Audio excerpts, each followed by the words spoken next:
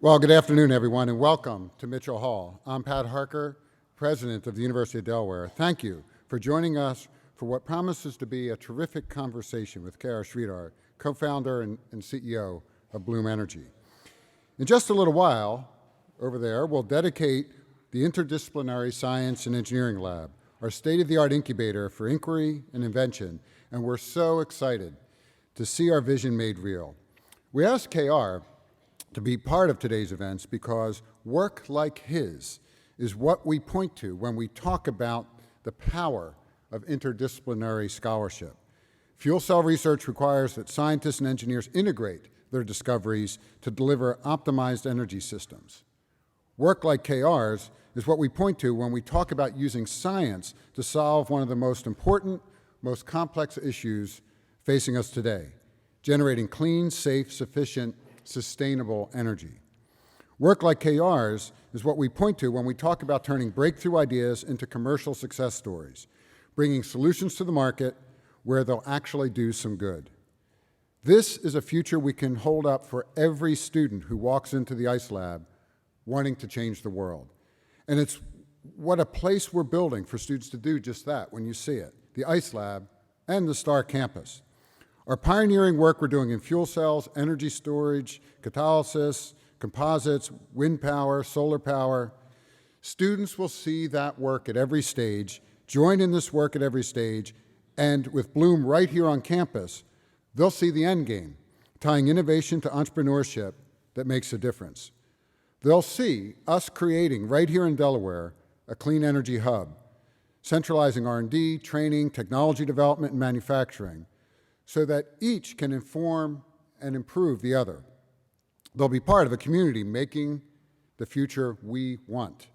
That's powerful, and I thank KR and Bloom for being a part of that vision. Now, if you've read Time or Fortune magazine or watched 60 Minutes, you may already know KR's story. He earned his bachelor's degree in mechanical engineering from the University of Madras in India, and then earned his master's in nuclear engineering and his PhD in mechanical engineering from the University of Illinois, Urbana-Champaign. KR was a professor of aerospace and mechanical engineering at the University of Arizona, where he also served as a director of the Space Technologies Laboratory. There, he developed fuel cell technology to create oxygen and hydrogen to support a NASA mission to Mars. When NASA scrapped that mission, KR repurposed the technology to instead make cheap, clean electricity. With his co-founders, KR developed the Bloom boxes that now generate electricity for Google, FedEx, eBay, Walmart, and many others. Right here in Newcastle County, Bloom boxes are helping to meet the region's growing energy demands. Just yesterday, we officially dedicated Bloom's very first East Coast manufacturing facility, the university's very first STAR campus tenant. We should give a round of applause for that. Welcome.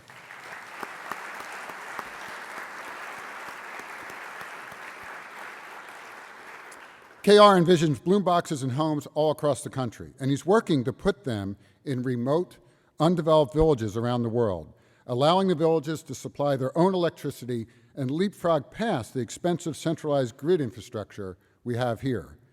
KR told Time magazine, distributed power is like democracy, and centralized power is like communism. And with that, I'll just say, this should be a very good conversation.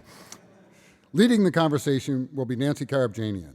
Nancy is Vice President of Delaware First Media and a broadcast journalism instructor right here at UD. Thank you for both being here. Nancy? Let's get started. For those of you that know me from my non-University of Delaware life, you might have one set of expectations for this afternoon's conversation. I just want to clarify the framework for it because we are here to celebrate the opening of the ICE Lab. It's been a mystery on this campus for my students. What was going up? What would be inside those walls? And it was solved when the very first class was held this August. Ooh, I have some power there, huh?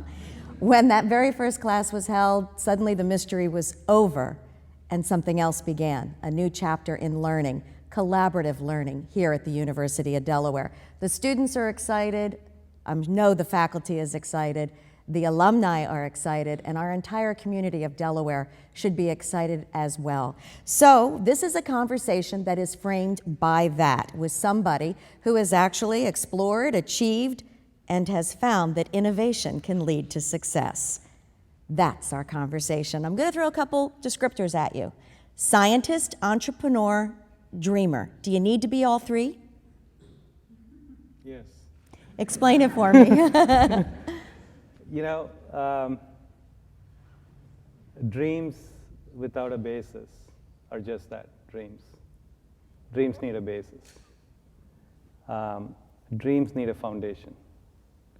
And that foundation comes from the discipline that you learn from, whether it is science, math, engineering, technology, whatever, art. So you need a basic discipline, a core, on which to build the dreams with. So you need that. What was the third thing? Scientist and entrepreneur. Entrepreneur. You know, every human being is an entrepreneur. It's just some of us don't get to explore that potential. I truly believe that. We either don't have the opportunity or we don't have the potential. People, you know, I was fascinated. I grew up in India, and I'll give you this very interesting, funny story. India does not have very good infrastructure, as many of you would have visited would know. And in the southern state of Kerala, where there is a lot of monsoon rains, right after a monsoon, the streets will just flood, and there'll be water way above knee level, almost to waist level. And you know the Indian women wear this long, beautiful saris, and it's very difficult to cross the path. You would not know where these people come from, but right after a rain, at every street corner, there'll be a guy wanting to carry the lady across the street and collect a buck. In a very simple way, human beings are entrepreneurial. When they see an opportunity, there's an opportunity. So if you have a dream, and if you have a basis to build it, the glue that takes that dream and makes it into reality is this little spark called entrepreneurship. But oftentimes, it does not get nurtured because it doesn't have the right environment. So let me add a couple descriptors. We've got scientist, entrepreneur, dreamer. Businessman, politician. Does that fit you as well? I don't know about the politician, no. So understanding policy is extremely important. What we try to delineate as businessmen would be to emphasize policy over politics. So, let me just separate that out. But in terms of businessmen, yeah, to take entrepreneurship and business have to go hand in hand. One could have said a few years ago, when the barrier to entry, when the access was not as significant, if you're a well-established business, you really don't have to be entrepreneurial, and that tide will carry you for a long time. In today's world, it does not matter how big your business is. If you're not entrepreneurial, your days are numbered. So business and entrepreneurism, small, big, large, startup, medium scale, big scale, does not matter. They have to coexist if you want to build an enduring company. So if I read the descriptions that are out there of today's college student, the millennials, the 19-year-old, they really know how to adjust to change in a way where my generation, the end of the baby boomers, just does not like to do. Mm-hmm. So does that give you great hope that you are at the front end of a long class of entrepreneurs, innovators, dreamers to follow? I think so. I'm very hopeful of the future. And that hope comes from future generations and our younger generations. There's a lot of things that we read in the news every single day on the news cycles that, that potentially will not lead to that optimism if we just read the news for what it is. But when you, especially in a campus like this, you just stare at that younger generation, the people that you teach, the people who are going to be the future generation doing things. It's just amazing. Their level of knowledge, their ability to access technology in a way that we could have only dreamt of when we were little kids. And the democratization of that access across the world to anybody. You can be in a remote part in anywhere in the world And if you only had access to an internet and a connection, you can be taking a Harvard economics class or a University of Delaware class from the best of the best, and you can be learning them. Just a few years ago, we couldn't do that. You can, with very simple tools that are inexpensive today, create prototypes in your room that would take a big lab to be able to create just a few years ago. And intellectual capital, intellect, nobody has a monopoly on it. The world is full of smart people. When you provide this access to that vast, smart population, God, I wish I were younger and I could see what would happen 50 years from now. Well, you know, the students that I know that have been in the ICE lab, they all say that it inspires them, it excites them because it's open, it's energized. They get this feeling from a space. Yes, somebody can invent something in a basement, but a space can make a difference, can it? Oh, spaces make huge difference. That's the environment. And that creates culture, okay? And there is, you know, what we often get asked, I mean, there is almost, I can't tell you the number of world leaders I've met with in the last 10 years who have come to Silicon Valley and gather a bunch of us from Silicon Valley and say, we want to create a Silicon Valley in our country. Tell us what is the secret recipe, as though I have a little black book in my back pocket that just illustrates step 1, 2, 3, 4 to create Silicon Valley. It's in the air. You create the environment, the ecosystem. And it's like-minded people being together. So when you create a space like ICE, what are you doing? It is just an enabler. It's an enabler for like-minded people to come together and know that any time of the day or night, they can come there and find other like-minded people. And through those interactions, a very important thing happens. They learn without being told, without being given advice, that 1 + 1 + 1 is much greater than 3. Because they came in with a certain perception, a notion, a gem of an idea, but that got talked about, debated, you know, conflict of ideas, not conflict of people, conflict of ideas going back and forth. And that diamond in the rough gets polished in those spaces. Knowing, though, the nature of the millennial, I have to wonder, is it a chicken-egg situation? Is it the nature of today's learner that this type of an environment is growing out of, or will this type of environment create more learners? Or will we never be able to answer it like the chicken egg? Yeah, I don't know. I don't know that we can answer, and I don't know that it's important to answer that question. Maybe for a psychologist, but from an impact perspective, I really don't care. What is the chicken and what's the egg out there, right? As long as it's happening, it's organically happening, and it's a complete circle. As long as there's an omelet at the end. Yes, exactly, exactly.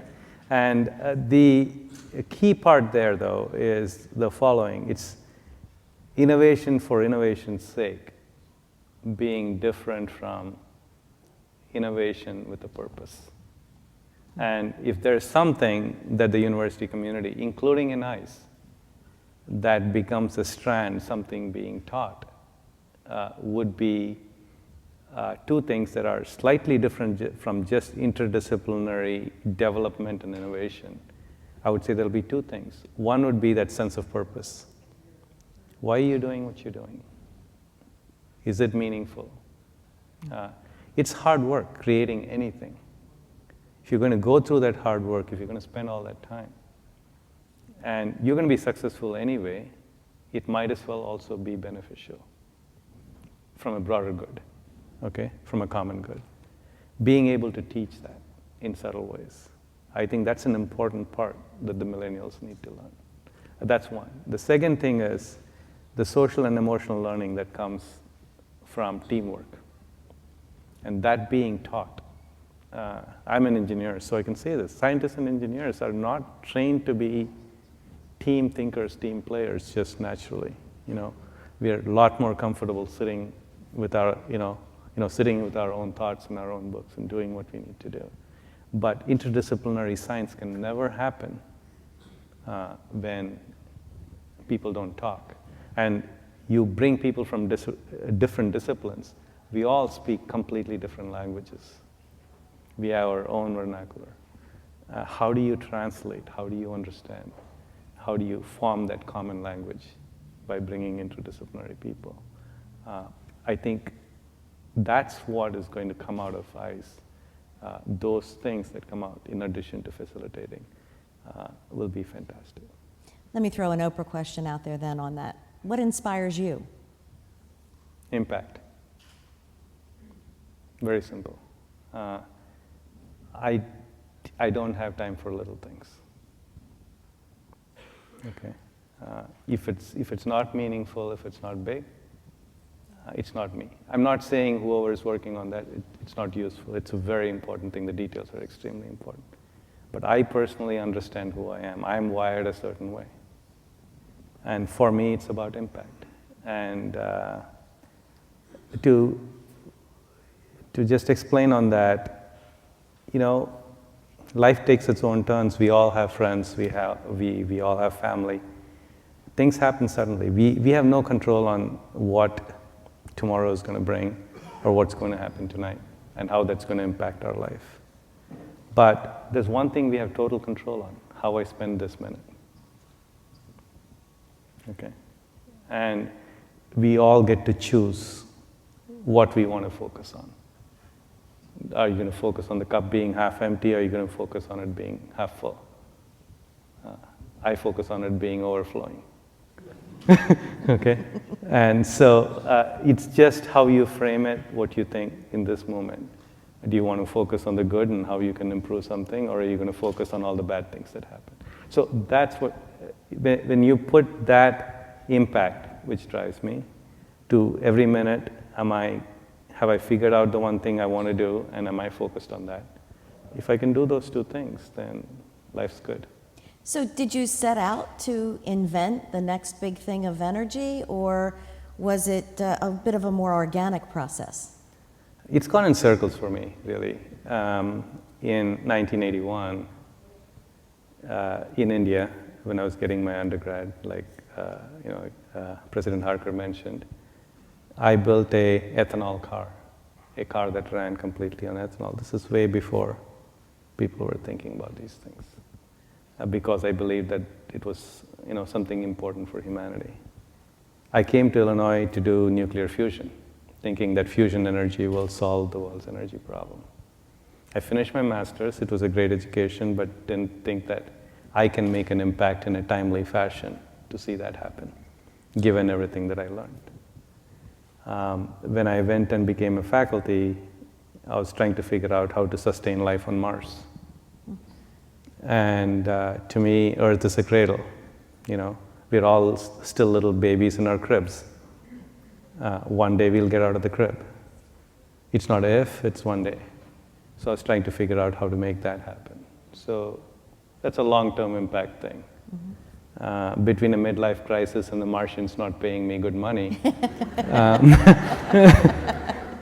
I just figured I might as well try to solve some problem on Earth. And I was asking, what's a big, impactful thing that I can do with what I know?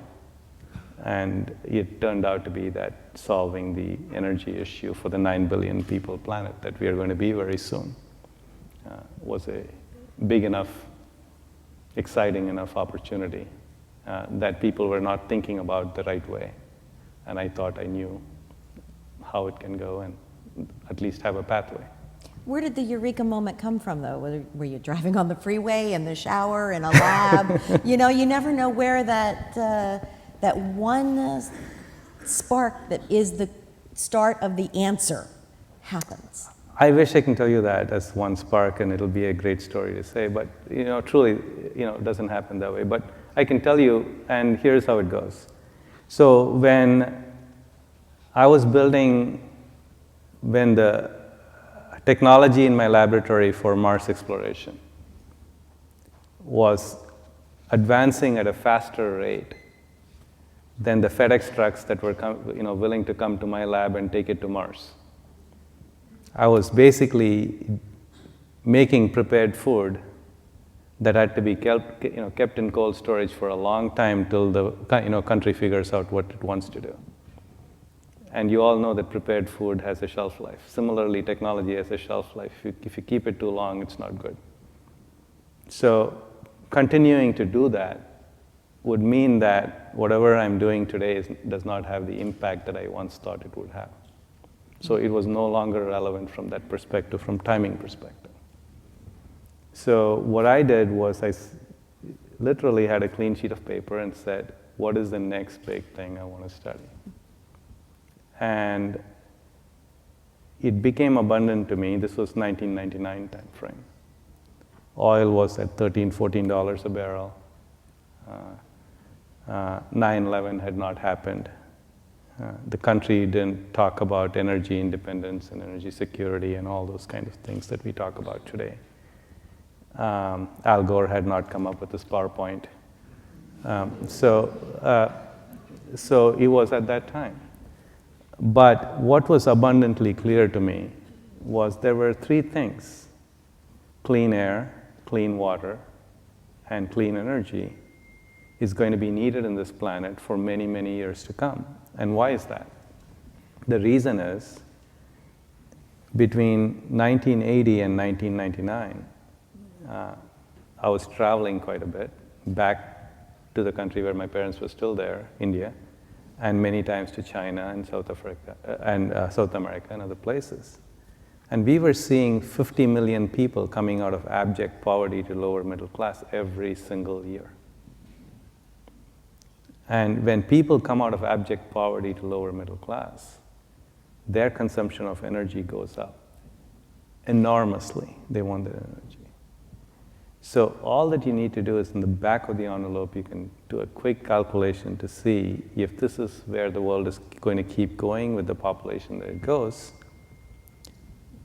This is going to be the objectives of clean air, clean water, and clean energy are going to be absolutely impossible to achieve if we maintain status quo. So that was one point. The other point was the world was going from centralized to distributed. Centralized being, I'm going to tell you whether you have access or not to something, and it'll be on my terms. Mainframe computers, connected by wires to dumb terminals, suddenly going to personalized computing. That, during that period, changed the world. Parts of the world that are back offices to the corporations here in the US could not have happened but for a personal computer. Where would those people in India have learned software programming if they had to depend on learning only from a mainframe computer? Too expensive, too hard to get. Telephony did the same thing. Between the time of Alexander Graham Bell to year 2000, there were 21 landlines for every 100 people on the planet. That didn't mean that 21 people had landlines. It's including office phones and multiple home phones and everything like that. Within 20 years of cell phones coming into the market, there were 98 cell phones for 100 people on the planet. What's the difference? One was centralized, one is distributed. So I said, energy, electricity has to be distributed. So that was the aha moment from there. And you put these two things together and you say, clean air, clean water, clean energy. And with my NASA work and my Mars work, one thing I knew for sure: you give me clean energy anywhere on the planet and I'll give you clean air and clean water. So of the three things that you needed, this is the biggest thing. So I said, if there's a next big thing I want to work on, I want to work on clean energy. So it was not a aha shower moment. But it sounds like you're somebody who, your glass is overfull, but you're also someone who doesn't take I can't or no. They don't seem to be in your vocabulary. Am I correct in that? As long as I'm not violating the laws of physics. Yes. Well, let's talk about being an entrepreneur a bit, because the president of Stanford University said the key to true entrepreneurship is the ability to see it through. Where are you in that process? You are seeing Bloom Energy. Yesterday's, announcement was showing how far along this has come. When will you know that you have seen it through? For us, for Bloom Energy, the success is very well defined on the very first day we founded the company, because the very first thing we did was write a mission statement that has not changed. And the mission statement is in every building, including our Delaware facility. If you walk in, you'll see in the lobby. There's a picture of the world by night. And there are some bright spots here and there. And those are the places where there's electricity, there's energy. There's vast swaths of dark spaces out there. And people living in those spaces don't have access to things that you and I take for granted. Energy, running water, clean water, things of that nature. So underneath that is our statement to provide clean, affordable, reliable energy for everyone on the planet. So Bloom's success will be defined when, in the middle of Africa, in a fishing village in Bangladesh, solutions like ours exist, and people have access at an affordable, in a affordable way. And that's our goal. It'll take a few years, but we'll get there. We're not entertaining questions, sorry. We're just going to continue with our conversation here. And hopefully I will address what you're thinking in your head. How much, though, is conquering fear? And I know that you're not somebody who probably deals with the issue of fear, but to me, the risks that it takes to be so bold, to say, I am going to change the world, because this will change the world if there's lights on in all of those black areas. Some of that, for me, would be fearful. Like, whoa, am I up to this task? So when we take audacious goals and state it, it does not come out of arrogance. It comes out of a responsibility. We've been given a lot. The education, the things that we have been given. We're fortunate. And it's the luck of the draw. Who you're born to, where you're born, what time you're born. You know, we can just claim it's all us, but it just happens. And so when we are in a position to do something about something, we have a responsibility to try and work hard at it and not take no for an answer or failure as an option. That's one way to think about it. And if you think about it that way and do the very best you can at every point in time, you are so busy that you don't have time to be fearful. Okay, that's one way to think about it. The other way to think about it is people translate that and talk about, oh, but that must be so stressful. Mm-hmm. Okay, because of that responsibility and stuff like that. And I always tell the story of William Tell. You all know the story of William Tell, the father who has to shoot the apple off the sunset, and the king mandates, and if he doesn't, he'll die, right? So in that story, the son on whose head the apple is under stress. The father who has to shoot the apple off is under pressure. Okay? The father just has to focus and shoot and get the thing out. It's in his hands. That's pressure. But the son has no control on the outcome. He's standing out there as a scapegoat. That's stress. For us, it's a known technology that we have to go implement, and there'll be many different things that we didn't even imagine being thrown at us along the way, obstacles we have to overcome. But they're things that we can whittle away. Okay? That's pressure. Pressure is good. Most of us wouldn't get most of the things in our life done but for pressure and last minute, right? Have you seen my to-do list? It sounds like it. Well, you know, you have actually talked often about the fact that out of a crisis comes a solution, comes the opportunity. Answer, the opportunity. You've quoted Paul Romer on that. Talk a little bit about them then, because you were talking clean energy before it was in vogue, before it was something that you could get governments to buy into and people would tout as a plus for their community. So you were future forecasting this crisis. I was future forecasting this huge opportunity. We Can you are. imagine being his mother, having an argument with him about coming home late? You're very good at that. So we are. I've been accused of worse, so that's okay. So if you look at the computing market and the telecommunications market we talked about, going from centralized to distributed, in each one of those markets, the market sizes went 100 times, not 100%. It grew 100 times when it went from centralized to distributed. Why is that? Because when you go to personalized, when you go to distributed, you can personalize it. You never fell in love with your AT&T landline telephone. None of you did, and if you did, you should be seeing a shrink, right? But you personalize your iPhone, your Android device, whatever it is. It's got your precious photos, it's got your precious video, it's got your songs that you like, it's got the tools that you want. You can be an architect, you can be an artist, you can be a designer. You got your particular tools. You can personalize it to what you want it to be. That's what distributed does for you.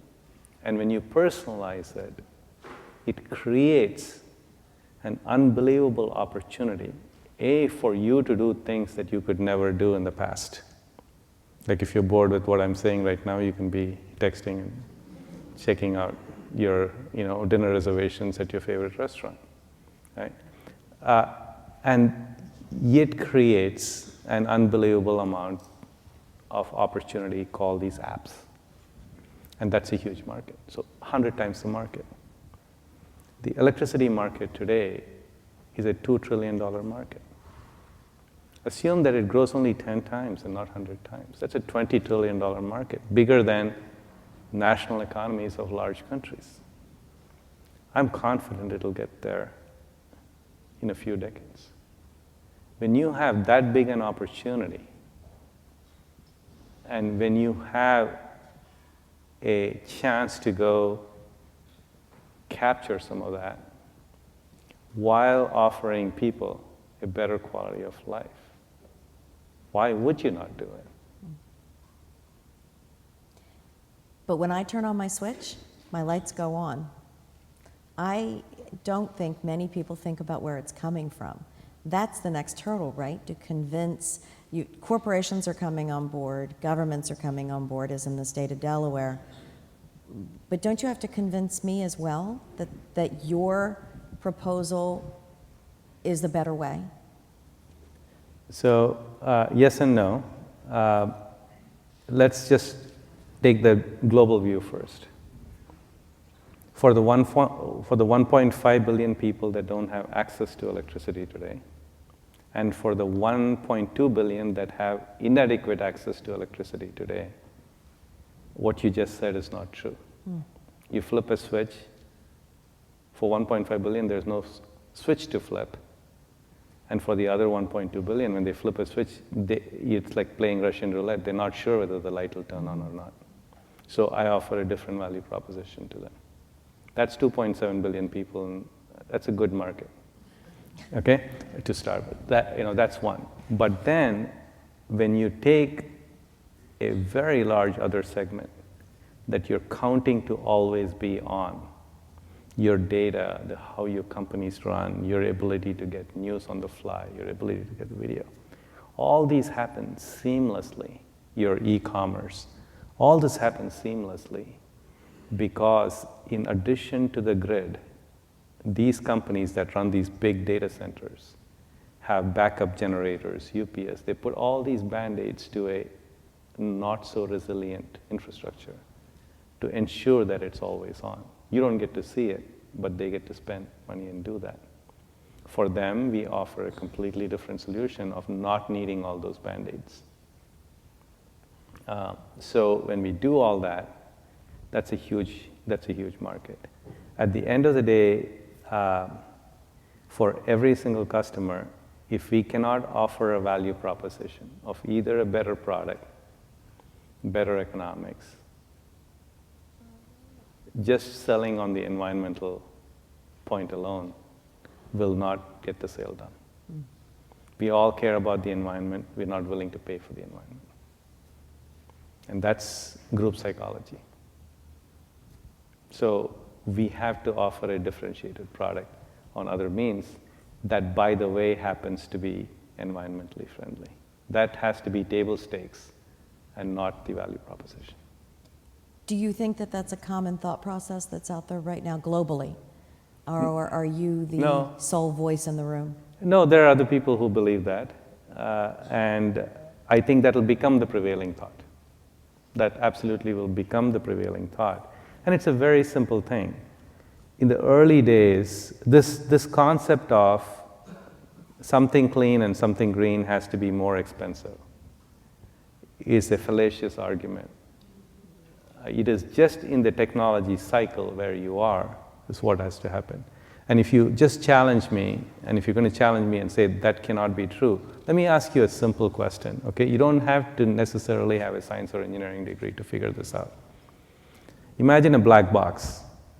Inside that black box, you have to put something in and that you're paying for, and in return, it's going to give you something that you want. Okay? If you're more efficient in using less of what you put in to get more of what you want, at the end of the day, will that be cheaper or something that is really inefficient where you need a lot of what you need to put in to get a little of what you want? It's the first one, right? Especially in a world where there are 9 billion people and natural resources are going to get more and more expensive. That has to be absolutely true. But like every new technology, cell phones, laptops, think about the examples we've talked about. The early days of those technology, that product is expensive. It takes a few years, but very important years, of early adoption and mass adoption till the cost comes down. So we are in that phase. And to just think that to be clean and to be efficient and to be green is going to cost more money is just not going to be true a few years from now. Do you think innovation is a race? Innovation, yes. First to market matters. And in markets like what we talked about, electricity market, first to market matters not just for a company, it matters to nation states. If you believe not even in the 20 trillion, if you believe that the electricity market will even be 10 trillion a few years from now, if we as a nation are not a dominant player in that, we cannot be a dominant powerhouse, economic powerhouse. That's what's at stake. Does it concern you that in the race you might come in second? Oh, we just always like to be first.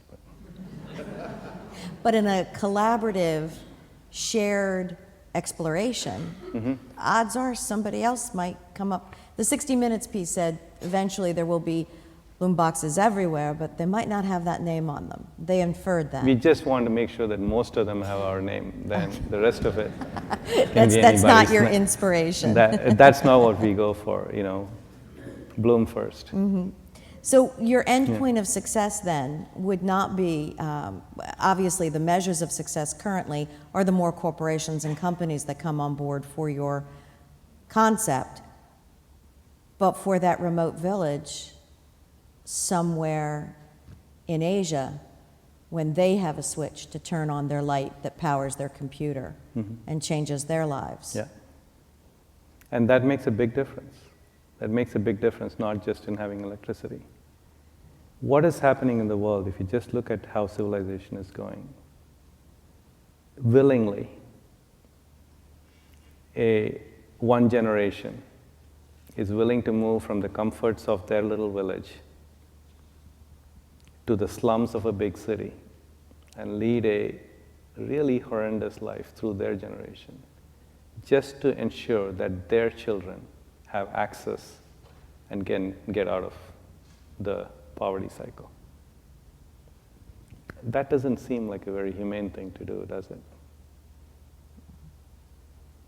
why can't they live where they live and have access to what they need? So bringing that universal access where you live as opposed to telling them where to go. If we can change that, how the planet populates itself and how we can make it more sustainable, how we can make it more human-friendly, it's just profound. So it's not about just a light switch. That light switch is symbolic of everything else in their life. So that's pretty powerful. Sorry, no pun intended. Are you an overnight success? No, this is a long haul. It is not about me. It's a great team of people. Great team of people who potentially can be doing lots of other things, making money. But they've all collectively come under one roof with a common cause that I explained of our mission. And they all hold this one big belief that there are many places that they can go to simply achieve success. But there are few jobs where you can achieve success and significance. And it's about that combined success and significance that really inspire us. And it's taken us years. Enough hurdles have been thrown at us. And enough hurdles will be thrown at us going forward. And it is a roller coaster. But we are in it for the long ride. And we're having fun through it, ups and downs. So are you also a futurist? History books will tell. I had a professor here when I was a student at the University of Delaware, and this is in the 70s, who said, imagine a day of over 300 channels on your television set.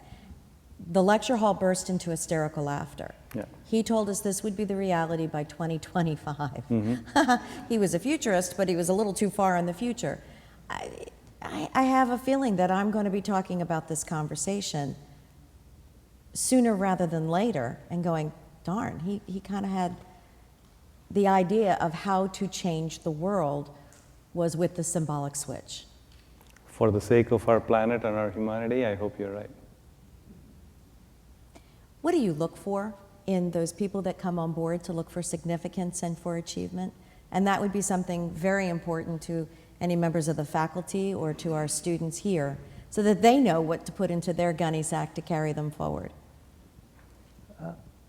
Be passionate about what you believe. Really, we are all going to spend an incredible amount of our time at work. And being extremely passionate about what you do makes that hours that you put in pleasurable. And don't always be obsessed about the destination, because the journey is as important. Just enjoy the journey as you go. The journey is as important too. The third point would be, make sure that you have the right people with you for the journey, because it makes a world of difference. Do you have an off switch? I have a switch that goes to a different mode, and that's my family mode, my being a husband and a parent. And I take that pretty seriously. So I switch from the business mode to the family mode. If you were to talk to your children about inspired thinking, how would you define it for them? They keep me honest, actually. They keep me honest, and they make sure that anything I do, they want to know about work, and they always ask me, is this consistent with what you've told us you're doing, what you're doing? So I think this generation of kids, they're all 10 and 20, going on 50 and 60. And truly, I think the only thing we can do, I really don't want to tell them anything. I just hope that everything I do, they get to see, and it becomes a role model, because I don't think they're good at listening, but they're very good at observing. So I think that's where I'd go. That sounds like a good model for teaching as well, for students who are going to be taking classes here at the University of Delaware or learning by doing in the world out there, developing perhaps the next big thing, to be able to interpret the circumstance and not follow a black book that has the list of how to do things. How do you resist that urge, though? Because you're an engineer, and an engineer likes logic laid out in front of them. So it's almost a contradiction here, that you can dream that big, but at the same time know how to put the small parts together. So, that's what's beautiful about design, right? In this eyes, when you do, unlike a pedagogical course of chemistry or math or something where you give a question, it's a framed question, there's only one right answer. Interdisciplinary research, interdisciplinary projects, there is no one right answer. It's design. And even when you have designed what you think is perfect, it's perfect for the moment. Tomorrow you can improve upon it. And being able to accept that as a basic concept, being able to say that there is no one good idea out here. Any possible set of ideas can go. And when we discuss ideas, when we merge them together and we do it, and the humility you get by building version 1.0 that you're so proud of in your designing, but by the time you're done with that 1.0, all the warts, all the pimples start showing up, and you go, God, what was I thinking? And how do I design this better? Those things create an opportunity for joint learning, not just for the students, but for the students and faculty. And it takes a special faculty thinking where we are no longer the keepers of knowledge. We are just facilitators in a process, enablers. And we are also working with them every single time we design a project. We are learning with the students together. It's once you're willing to accept that, it is so freeing, it's so liberating. You don't have to worry about have I prepared for the entire class, because you're going to work with the class. You're going to figure things out, and you're going to let it go wherever it needs to go. And that creates innovation, that creates spark. I think that's where education needs to go, because if all that they have to do is to listen to a lecture in the class, you can go on a MOOC and do it at any speed you want, online, right? This is where things need to go. Much like it's tough for the A student to maintain that status, or for the popular professor to maintain that status, is it more difficult for you to be this creative innovator now that you have celebrity? I don't think I have celebrity, so you're assuming that I have celebrity. I think I have a few opinions, and I'm entitled to them. So when people just want to listen to that, the more I do that is to show that you can dream, and you can pursue that dream, and it's good to think big. But other than that, I truly, even today, and Josh is here from work, and he'll tell you, it's when I get in with a bunch of engineers trying to solve a little problem, and when everybody is stumped and we're all sitting together and trying to get that moment of getting to the root cause of why something is happening, that little satisfaction, it's just priceless. And I don't think I'll ever lose touch with that. It's like bicycling or something. If you're an engineer, if you're an innovator, if you're a tinkerer, I think that you may try to leave it, it'll never leave you. So that's where it is. Well, there's one thing that seemed very important to me as I took a look at the news over the past 24 hours. And the governor speaking of manufacturing jobs here in Newark that were being brought by your company on a site that provided manufacturing jobs for generations of Newark residents.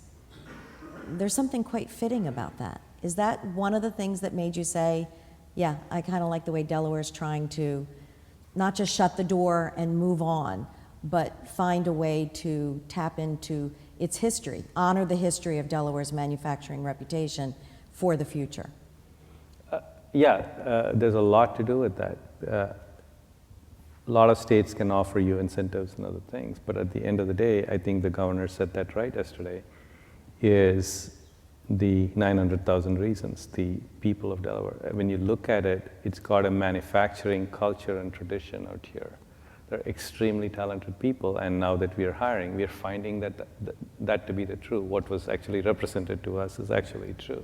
There's some great, talented, inspired people wanting to work. So that talent pool, combined with President Harker promising that particular location, so we are very close to the campus. So while we are hiring the existing talent pool, the next generation of talent pool is being created out here to do what we need to do. It's all about people. That's the only asset that matters. All the other assets will come and go. So it's always human-centric. So if we go back to innovator, entrepreneur, dreamer, scientist, businessman, politician, I would also put advocate. Advocate for free thinking, for collaboration, for whether you're an engineer or an opera singer. Do you agree? Sure. I would agree with that last comment. Well, that's the time that we have, and I want to thank you so much. It's been very interesting. Thank Nancy, you all. thank you. Thank you. Thank you. Stay right there. KR, thank you so much for sharing your insights, your wisdom, your vision. And Nancy, thank you. Another round of applause. So, now we're on to our final event of the day. Ice Lab is just a few-minute walk across campus on the corner of Academy Street and Lovett Street. If you're not sure where you're going, just follow me, and we'll go there together. We'll get started there in a few minutes. Thanks for coming.